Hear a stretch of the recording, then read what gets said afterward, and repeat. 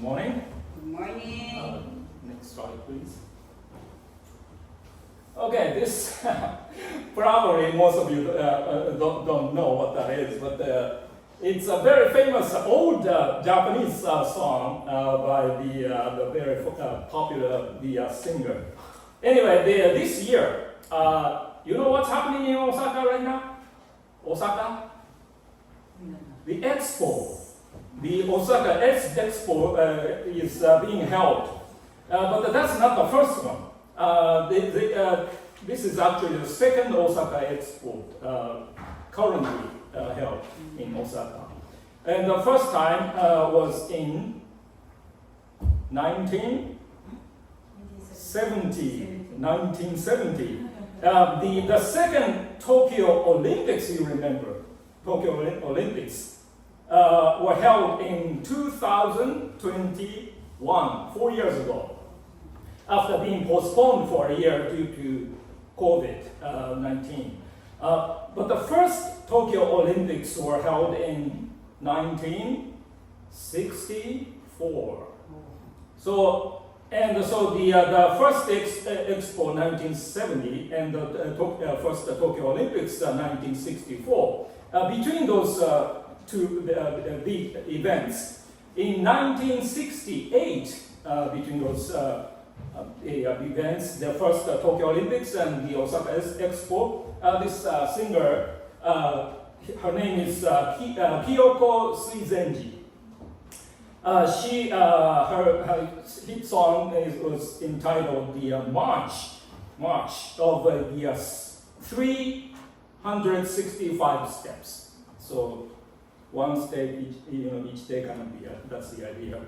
And that became the big hit in Japan. And a very lively song, which symbolizes the era of rapid economic growth in Japan. And the song begins with this opening line: happiness doesn't come walking toward you. So you have to walk into it. Going back in time, in Europe, I think it's France, the Maurice Maeterlinck very famous fairy tale play, The Bluebird, was premiered in 1908. And after this, the phrase "the Bluebird of Happiness," and the name of the two characters, those animated characters, Tiltil and Little, became well known in Japan as well.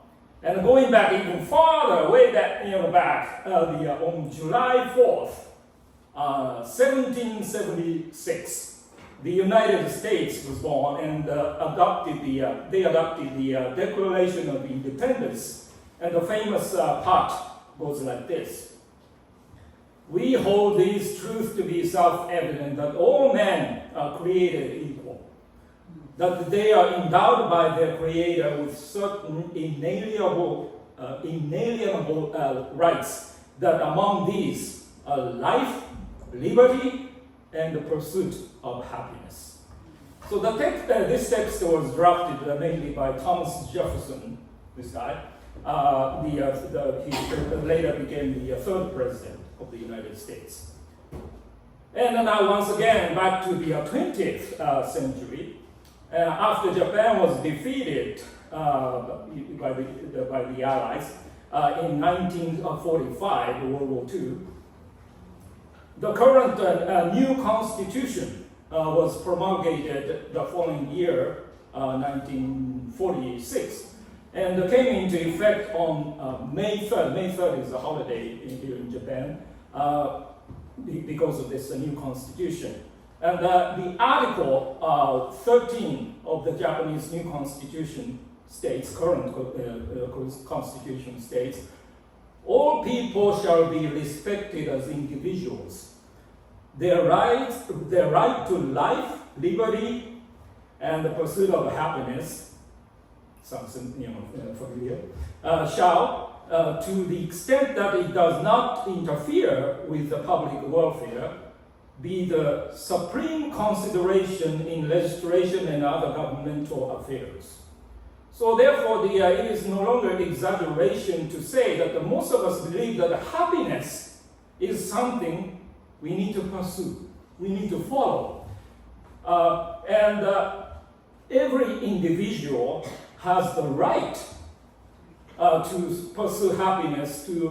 That's a common idea, seemingly common idea, shared almost worldwide, all the modern democratic nations.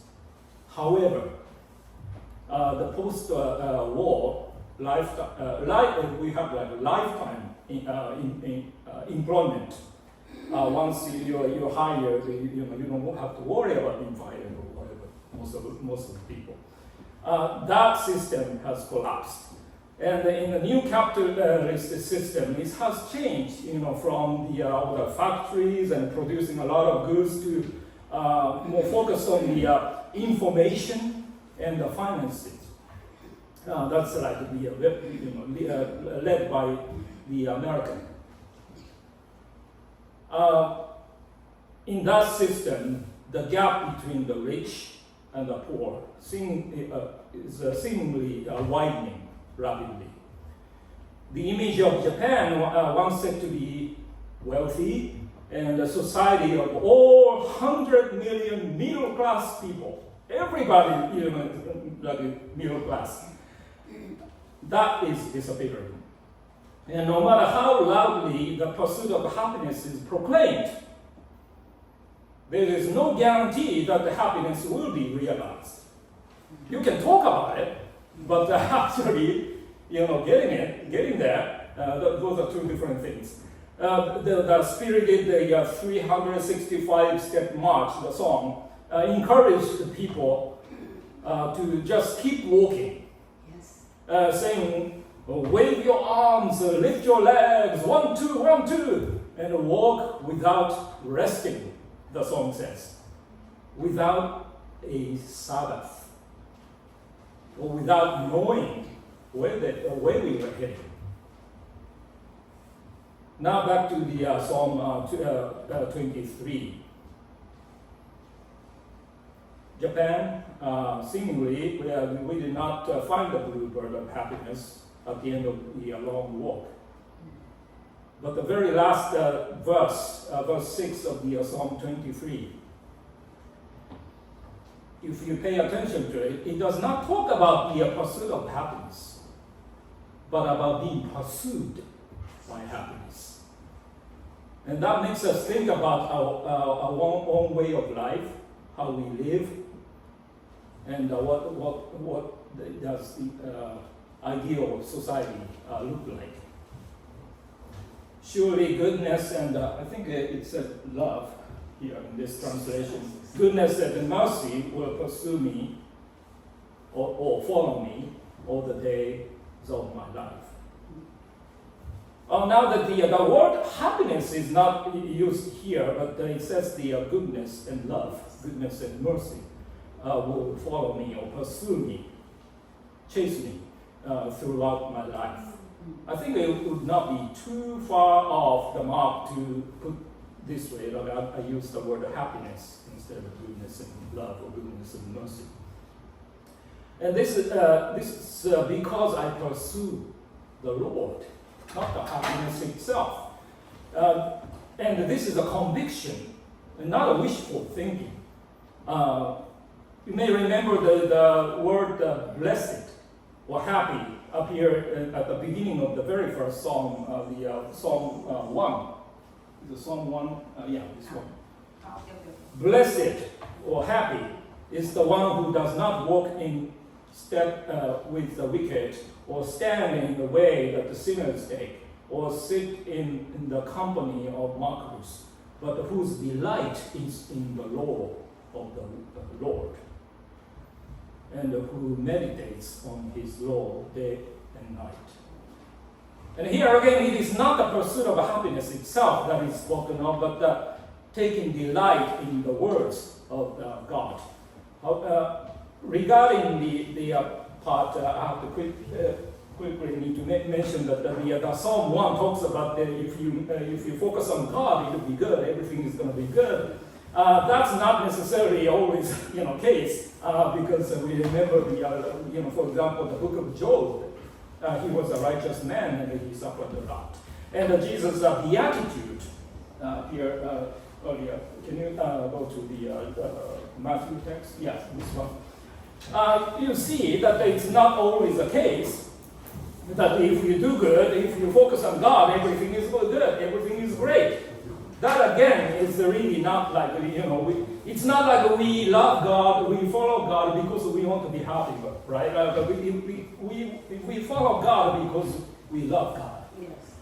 And so it says, it's kind of small, but blessed are the poor in spirit, for this is the kingdom of heaven. Blessed are those who mourn, for they will be comforted. Blessed are the meek, for they will inherit the earth.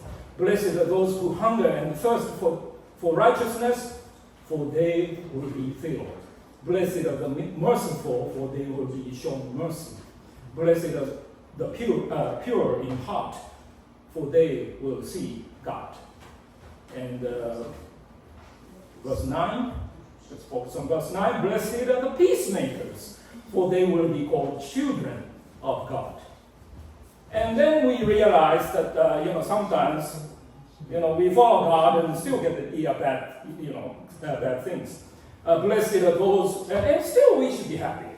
Blessed are those who are persecuted because of righteousness, for theirs is the kingdom of heaven. Blessed are you when people insult you, persecute you, and falsely say all kinds of evil, bad things against you because of me. Rejoice and be glad, because great is your reward in heaven, for in the same way they persecuted the prophets who are before you. So there's no guarantee that the result will be good all the time, convenient. But we're still happy as long as we follow God. We're still blessed. Pursuing happiness for its own sake is not what the Bible teaches us, because happiness comes from God. We follow God, and God meets our needs. Matthew 6:33 says, "Seek first the kingdom of God and His righteousness, and all these things, so whatever we need, will be added to you." When we pursue happiness for its own sake, because we just want to be happy, we might just try to use God, when we end up treating God as a convenient provider and nothing more, rather than we follow God with faith. Another problem is that we may pursue our own desires rather than God's will. We don't really know what we need actually. We think we have, we want this, we want that, a lot of desires. But we really don't know what we really need. And, if I thought I understood myself well, I wouldn't need a therapist. I would need a spiritual counselor. You might want to do it. You don't want to do this or that. This advisor. And I'm sure we all have, sometimes, every now and then we regret, right? Why did I do this? I shouldn't have done that. Now, every time you think that way, it's a proof that we really don't know what we should be doing or what we don't need. We later on, regret a lot of things.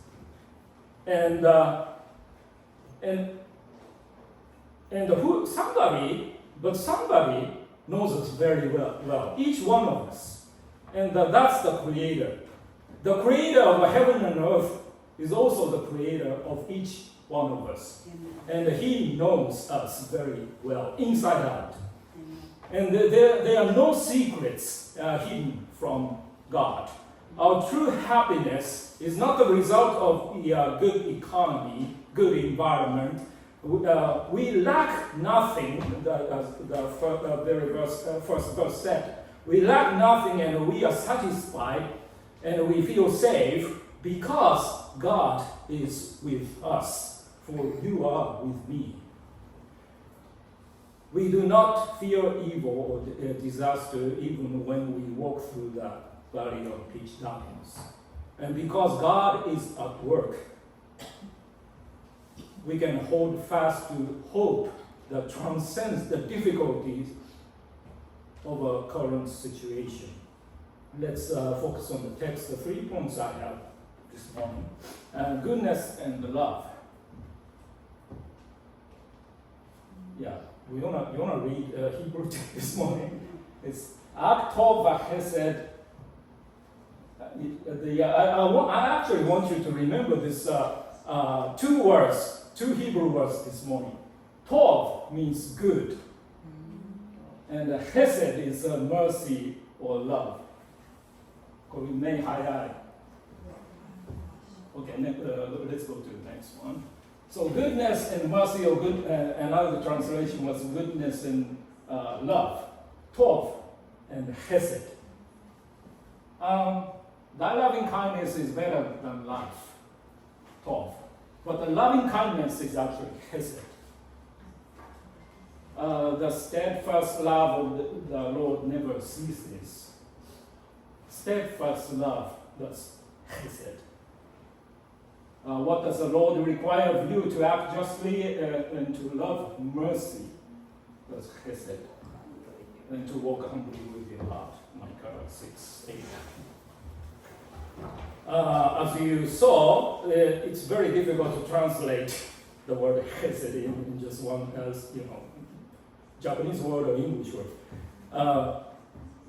This Chesed is the faithful, loyal, gracious, true love of the Lord, covenantal love, some would say, who will never abandon Israel or us because of the convenience. Verse 6 is where we are certain that we will be pursued by this Tov, good, all the goodness, and the Chesed, God's love, for the rest of our lives. But what does it mean that we will be pursued, we will be followed, we will be chased for? And this same word can be translated as persecuted. So very strong sense of following. The expression pursued or follow is usually used in a negative sense, right? We are followed by some stalker, we don't go away, we don't want to be followed. But this morning we're talking about we'll be followed by good things and love. And it's very strong word than just a follow. In the dictionary, the Hebrew word is translated as pursue, chase, or as I said, sometimes persecute. Last week I talked about the dining together, right? Eating together. The table is prepared. So, normally if we just pursued, I'm eating alone and the enemies are hungry, I'll be chased by those enemies because they hate me. Because I, said that table could be a table of reconciliation, possibly.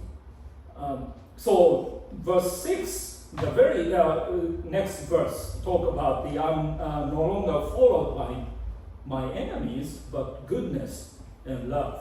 I'm confident that I will be pursued by goodness and God's love. And it is not a temporary pursuit, just this day, just this moment. No, for the rest of my life, God's love will follow me.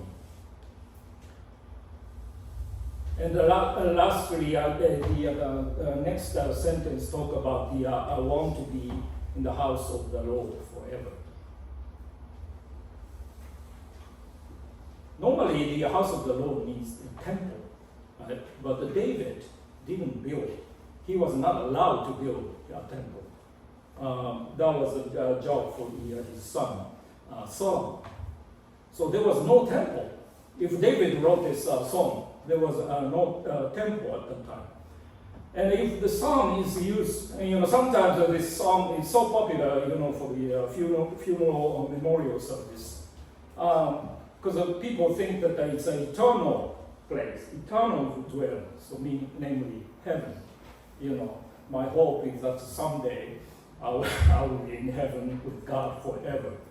But probably that's not what David was thinking, because he was not thinking about dying, or the life after death or whatever. He's saying that for the rest of my life, I'll be followed by goodness and mercy, and for the rest of my life, I want to be with God. So the word forever in the English translation, I don't think is very helpful. This forever in the psalmist's mind is for as long as I live, for the rest of my life. What is where does he want to be? Some churches, even in Japan, there's a church's name. They call them Bethel, right? Bethel Church. Bethel means the house of God, and that's where Jacob's ladder. Jacob met with the Lord's God's messenger, and Jacob in Genesis 28, he said, "How dreadful this place is! This is the house of God. This is the gate of heaven." But so there's a place called Bethel, where Jacob met the Lord's messenger.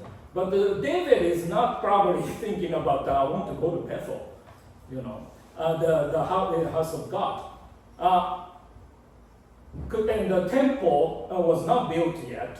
And before David was, another city. And during David, Jerusalem became the capital city, the city of God. But in this song, I don't think he's really thinking about the building or special place that I want to be. He's simply saying what? I want to be with God. And a similar way, isn't that something similar to us? It's not this is a special place, right? Yoga Church, this building is a special place. But doesn't it have to be this place to be with God? God is with us. God is with you, always. Your home, even your workplace, even when you're walking on your street, God is with you. Because he said what? Even in the darkest valley, God is with me. So God is with me all the time. We have a special place, special moment, special Sunday, worship time this time. But God, we spend time, all the time. God is with us all the time. And I think that's what David is saying. That I want to be with God all the time, as long as I live. So on the journey with the Lord, anywhere can be called Lord's house. For us, it is not a specific synagogue, specific church building, but Jesus Christ. I would like to conclude with the words of the Lord Jesus himself. It's John 15, starting in verse 4. Abide or dwell or remain in me as I abide in you. Just as a branch cannot bear fruit by itself unless it abides in the vine, neither can you unless you abide in me. I am the vine and you are the branches. Those who abide in me and I in them bear much fruit, because apart from me you can do